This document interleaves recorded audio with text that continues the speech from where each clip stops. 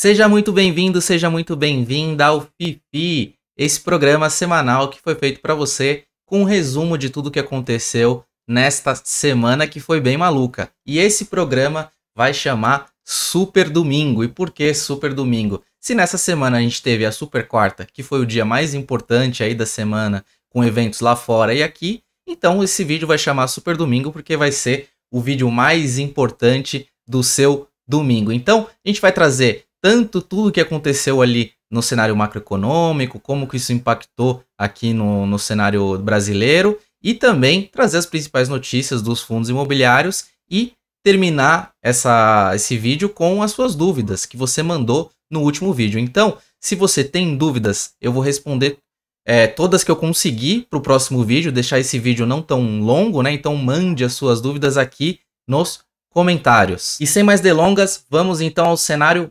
macro, que começou ali no fim da semana passada, no início do começo dessa semana, repercutindo a aquisição do UBS no Credit Suisse. Então, a situação da CSHG ali lá fora ficou muito difícil depois que aquele banco árabe recusou novos aportes, e aí começaram a pipocar notícias dessa aquisição, que começou aí na ordem de 1 bilhão e acabou terminando aí num negócio de 3,25 bilhões. Reflete aí uma troca de ação de aproximadamente 22 ações do Credit vão ser trocadas por uma ação da UBS. E chegando aí na super quarta-feira, Copom aqui e FONC lá fora. Muitas expectativas, mas tudo acabou vindo aí conforme esperado. Lá fora a gente teve uma elevação de 0,25 pontos percentuais na taxa de referência dos Estados Unidos. E lembrando que a inflação segue sim bastante pressionada. O Fed comunicou que vai continuar diligente, mas num tom um pouquinho, né, mais brando dessa manutenção que pode acontecer. Lembrando que os juros lá fora em 2022 era 0 e agora está em 5%. Ainda comentando sobre no cenário do exterior, o banco Deutsche Bank também sinalizou algumas preocupações aí que ele perdeu 1/5 do seu valor de mercado depois de problemas ali com custos dos seguros desses títulos contra riscos de inadimplência. Então isso estremeceu um pouco o cenário europeu e a preocupação aí com esses bancos continuam lá fora. Aqui no Brasil a gente manteve a Selic em 13,75, vocês devem ter acompanhado aí durante a semana, e a comunicação do Banco Central deu ênfase assim dessa reoneração dos combustíveis e o tom de tirar, pelo menos pelo que eu percebi, tirou qualquer tipo de corte nesse curto prazo ou na próxima reunião que vai acontecer em maio. Dado esse arcabouço, né, tomara que ele não vire um calabouço, que o mercado é fifi, ele me contou que esse arcabouço pode virar sim um calabouço e aprisionar toda a economia brasileira. Vamos continuar acompanhando os próximos passos aí do nosso ministro da Fazenda e toda a equipe econômica dele. Na minha visão, o Banco Central, assim, ele errou ali na redução exacerbada de juros para 2%. E esse tom hawkish, ele é um tom duro, mas hoje ele é, sim, assertivo em manter essa Selic um pouco mais alta. Eu sei que dói no bolso de todo mundo aí. Todo mundo quer que esses juros caiam em todos os investimentos. Mas, principalmente, observando o prêmio nas pontas longas, isso reflete uma oportunidade imediata na renda variável, pois você consegue encontrar verdadeiras aí barganhas olhando no preço patrimonial, né? O PL da bolsa está muito baixo, que atingiu uma das menores marcas históricas aí desde a última crise. Então pode anotar aí, vamos continuar com esses preços ainda bem amassados, né? Pelo menos no curto prazo, enquanto não houver essa sinalização e as curvas longas começarem a fechar. Então continuamos diligente. E o que eu acho bastante interessante observar são as diferentes opiniões. Eu estava analisando alguns calls da XP, também do BTG, e observando se é para comprar pré-fixado ou se é para comprar pós-fixado. Então, na visão de um banco, ainda não é para comprar nada de pré-fixado, porque ainda pode haver um aumento de juros no curto prazo. E no outro banco, a gente vê que ele já sinaliza assim, bom, acho que já seria legal as pessoas começarem a pisar aí nos títulos pré-fixados, porque é possível ter uma queda de juros aí mais para frente. Então, o interessante é a gente observar essas opiniões que são bastante distintas, né? E na minha visão, a pressão para redução ela vai ocorrer sim, mas eu tenho esse pensamento de que os juros ainda vão se manter bastante altos aí até o fim do ano. E para terminar esse meio de notícias, a novela da Americanas está longe de acabar. Ela divulgou na sexta-feira que adiou o balanço que seria divulgado de 2022, após ela entregar o plano da RJ que observa ali um plano de aporte de pelo menos 10 bilhões de reais. Nós observamos ali que a Americanas impactou sim alguns fundos imobiliários, ela pagou o aluguel parcial de janeiro, porém o de fevereiro e o de março a gente observou que ela continuou com esses pagamentos, o que demonstra, assim, eu já até falei no vídeo passado, essa vontade de continuar as operações e seguir com a RJ. Sobre os indicadores econômicos, na sexta-feira saiu o IPCA 15, sim, a prévia da inflação, veio em alta de 0,69%, puxado aí pelos preços da gasolina. Então, o que o Copom coloca ali como comentário de mantimento desse cenário base de 13,75, ele comenta também sobre os preços dos combustíveis. E o FONC aumentou essa taxa em 0,25, mas num tom um pouco mais brando, como eu disse anteriormente. E o arcabouço, que pode virar um calabouço fiscal, só ficou realmente para abril, talvez em meados de abril saia alguma coisa ali do Ministério da Fazenda. Todo esse rebuliço, tudo isso que aconteceu nessa semana, amassou o Ibov, terminando a semana aí em menos 3%, apesar de ter subido quase 1% aí só na sexta-feira, e perdeu aquele patamar de 100 mil pontos, terminando aí nos 98.829. Já o IFIX ficou de lado em menos 0,21%, terminando em 2.770 pontos. O Imob, que mede ali o índice de empresas do setor imobiliário, afundou 4%. Agora falando sobre os eventos que chamaram a atenção durante essa semana, atenção para a chamada de assembleia do KNRI, uma assembleia muito importante. Você que é cotista do KNRI, vai lá, vote. Ele chamou a assembleia para deliberar um capital autorizado até de 5 bilhões, com direito de preferência a todos os cotistas. Esse item, ele tira a exclusividade dos correntistas do Itaú na participação de novas emissões. Então, todos poderão participar sem ser correntista exclusivo ali do Itaú. As novas emissões, elas vão ocorrer sem aprovação de assembleia se elas forem realizadas pelo menos ao nível patrimonial. Claro, isso é muito bom, né? Emissão abaixo do patrimonial em fundo de CRI, muito polêmica e também não concordo. Essa autorização pelo fundo em formalizar novos contratos de locação com sociedades do mesmo grupo é o segundo item que está dentro desse pleito de voto. Para mim, não tem problema nenhum, as regras no prazo mínimo de 3 anos de contrato, indexador IGPM ou IPCA, e o aluguel ele é baseado em laudos de avaliação. É um pequeno aí conflito de interesse que para mim não tem problema nenhum. Eu já votei, espero que você também vote. O Helg 11, fundo de logística, aí, o fundo gerido pela REC, anunciou renovação do contrato de locação ali com a inquilina Mauser do Brasil Embalagens. Essa locação ela é no galpão 78, situado ali no Parque Industrial de Queimados, no Rio de Janeiro. Essa renovação ela tem a duração de 120 meses da área alugada, uma área de aproximadamente 3 mil metros quadrados, é a mesma área que ela ocupava, e apesar dessas devoluções de outros locatários, a vacância do portfólio se mantém aí no patamar de 22%. Eu faço essa análise um pouco mais profunda nos nossos relatórios, mas esse imóvel aí representa 12% da BL do fundo, ele foi adquirido aí em meados aí de 2021, num cap rate que reflete ali em torno de 11%, um aluguel ali em torno de R$14 por metro quadrado, e se você trazer esse valor para cá, é mais ou menos o aluguel ali que está praticando no mercado. Já o SARI 11, fundo de lajes corporativas gerido pelo Banco Santander, anunciou a devolução de quase 3.200 metros ali na ala B do WT Morumbi, o empreendimento que está localizado na Chucre Zaidan, considerando assim o aviso prévio, multa que vai ser paga pela rescisão, devolução proporcional ao desconto que é aplicado na revisional, não vai ser impactado o fundo até agosto ali de 2023. E após essa data, se o fundo não reocupar em condições que sejam ali parecidas, tem um impacto previsto de aproximadamente 0,03 centavos por cota. A vacância do WT Morumbi será de 19,6% da ABL total.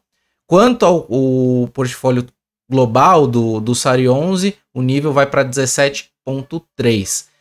Eles ressaltam nesse fato relevante que a inquilina ela vai permanecer na unidade até o término, né, da questão do aviso prévio. Eu faço também uma análise bem profunda dessa locação e a questão de Shukri Zaidan é um pouco preocupante, o nível de vacância dentro ali da Shukri, e porém a vacância do prédio ela é realmente um pouco menor, então dos males ali, entre aspas, o menor. Já sobre o RBRL, o fundo de logística gerido pela RBR Asset, anunciou uma notificação também de devolução a Comercial Zaragoza, uma empresa de importação e exportação, locada ali no galpão Hortolândia 2. Sim, o mesmo galpão que a Estácio, a B2W, também teve problemas ali pela questão da relação com Americanas.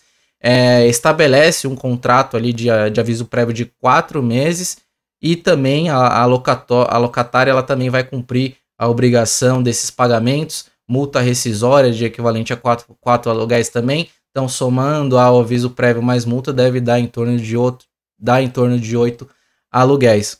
O fundo ali disse que vai trabalhar na reocupação desse imóvel nos próximos 4 meses. E se caso não houver a reocupação desse imóvel, também vai afetar o fundo em 3 centavos por cota. Esse imóvel representa cerca de 14% do fundo. A vacância do fundo é zerada ali desde o início de 2023.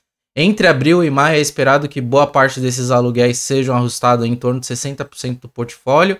E o preço médio ali da região de Campinas, que deve estar em torno de 16%, esteve sempre ocupado desde 2015, dividindo ali 100% da ABL com a B2W. Esse imóvel ele fica a cerca de 110 km da capital, então não fica tão próximo assim quanto o raio 30, raio 60. Então pode ser que tenha algum desafio na reocupação, mas a gente acredita que a gestão possa fazer um bom trabalho na reocupação desse imóvel. E sobre o fato relevante mais polêmico, eu deixei para o último sim, o XPPR 11, Fundo de Lajes Corporativas, anunciou que vai vender uma parte aí do portfólio. A transação envolve cerca de mais de 200 milhões de reais. Vai vender ali 25% da participação deles, que reflete ali 4.100 metros, 4.146 metros no Faria Lima Plaza. Vai vender 100% no módulo Rebouças, que vai refletir um pouco mais de 1.000 metros quadrados de ABL. 100% do box 298, um empreendimento menor de 886 metros quadrados. E 12,9% do iTower, que reflete uma ABL um pouco maior aí de 3.000 metros quadrados. O valor total, como eu mencionei, é de 201 milhões. Ele vai ser pago ali 75 milhões como sinal. E o resto vai ser dividido em 6 parcelas com vencimentos de 6 em 6 meses. Essa transação ela foi realizada com um ganho de capital de aproximadamente 0,41 por cota. E ele vai ser realizado conforme forem pagos essas parcelas. Essa venda ela ocorreu ali com aproximadamente 5% de deságio, o que na minha visão dos males o pior, né? Porque quando o fundo ele necessita vender, ele está muito alavancado, poderia ter uma barganha grande em cima do portfólio e não foi o que ocorreu. E a transação ocorreu a 100% acima do valor de mercado, o que reflete aí que o mercado imobiliário ele continua com as suas transações em preços muito mais razoáveis do que o preço do mercado secundário. Vale destacar, eu fiz uma análise também bem profunda ali no relatório, mas trazendo um pouco para cá, que os desafios desse fundo, ele não acaba nessa transação, né? A alavancagem continua em torno de 50% e também perto de 50% de vacância. Então, vamos acompanhar os próximos passos desse fundo. Teve um evento recente que caiu muito o dividendo ali para próximo de 10 centavos, estava em torno de 30 centavos, que foi o encerramento ali da carência de 2 CRIs no próprio iTower, que é o maior ativo do fundo, que acabou derrubando o valor dos dividendos e a cota vem aí caindo mais de 60% nos últimos 12 meses. Agora, respondendo às perguntas que você deixou no último vídeo, nos comentários, então, mais uma vez, se você tem perguntas, deixa no comentário desse vídeo, que eu vou procurar responder, pelo menos todas que eu souber, no próximo vídeo. E a primeira é um elogio, eu vou ler aqui para você. Esse programa é tão bom que tinha que ser diário, espetacular. Muito obrigado, Fábio. Fazer esse trabalho aqui é um prazer para mim. E vamos ver se a gente transforma esse programa aqui em diário. Já pensou você ter uma notícia aí todos os dias? Tudo que aconteceu durante o dia, mas esse vídeo aqui tem que tracionar mais. Então deixa o seu like aqui. Vamos fazer esse vídeo atingir mais e mais pessoas. Quem sabe também fazer uma live com vocês daqui para frente. Então deixe nos comentários o que você quer para esse programa, para os próximos programas. O que você quer saber, o que você quer que eu responda. Já sobre a segunda pergunta é do Lucas Martins. Ele coloca aqui, setor residencial poderia fazer uma visão panorâmica dos FIIs e perspectivas. Olha, Lucas, apesar do brasileiro amar imóveis residenciais, eu sei que seus pais, aí, seus avós já devem ter falado, e aí, se você já deve ter ouvido também, e aí quando você vai comprar o seu apartamento, quando que você vai... Ele é patrimonialista, né? Isso é coisa do brasileiro. Mas no caso dos FIIs, é uma indústria relativamente nova em termos de tamanho, são pouco mais de 10 fundos que têm algum PL significante, com patrimônio são pequenos, a liquidez ela ainda é muito pequena também, a estratégia é muito intrínseca e distinta, você tem fundos que compram imóvel para renda, fundo que já tenha imóveis performados, fundos que constroem e vendem esses imóveis residenciais, então uma estratégia muito difícil assim, de você ter pares de mercado, porque eles são muito difíceis de analisar intrinsecamente aquele que está dentro do fundo, e o mercado também precifica ainda muito, amassa muito yield, então você vê esses fundos bastante descontados. É um segmento que a gente segue acompanhando e aguardando, né, esse segmento ganhar um pouco mais de tração. Sobre a pergunta do DS Rabelo, ele comenta aqui, pode fazer um comentário sobre a situação analisando os últimos meses até agora do BCRI. Obrigado. Vocês gostam de polêmica, né? Então, na nossa cobertura, o BCRI ele não está incluído, tá bom? Mas teve algumas polêmicas, sim, recentemente, sobre troca de gestão, um grupo ali de um grupo de investidores propondo a troca por uma outra gestora. Na minha visão, eu não vejo nenhum problema com a gestão Banesses, né? Nunca vi polêmicas sobre isso até então, até surgir essas convocações. E agora, sobre os ativos que estão dentro desse fundo e sobre o fundo como um todo, eu tenho, como analista, outras preferências que estão listadas ali na minha carteira recomendada. Acredito que existem opções melhores de risco-retorno deste fundo, tá bom? Agora, o Gero Moraes 8589, ele colocou aqui, gostei do programa novo, mas os vídeos tão muito curtos.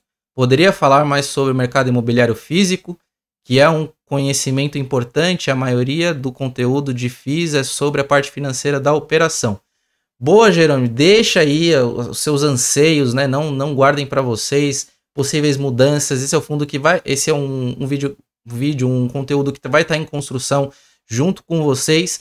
Eu vou falar sim sobre tanto o mercado imobiliário físico, né, ou sobre o mercado mais financeiro do que envolve os FIIs. Quero trazer muito mais conteúdo para vocês, mas seja um pouco mais específico para que eu possa realmente trazer esse conteúdo. Sobre o vídeo ser curto, acho que o objetivo desse programa é ser um pouquinho realmente mais curto para você poder ouvir aí na academia ou indo ou voltando do trabalho, que você fique muito bem informado de maneira um pouco mais rápida. Sobre novos formatos, a gente pode pensar junto em fazer uma live com vocês, um programa um pouco mais longo ou um programa mensal. Deixa aí nos comentários o que você quer para esse programa ou para os próximos programas. Eu vou ficando por aqui. Deixe o seu like, né? Não deixe de curtir para esse vídeo novamente alcançar mais pessoas. Me siga em todas as redes sociais, é Dan Barbosa Enche. Até a próxima, um abraço.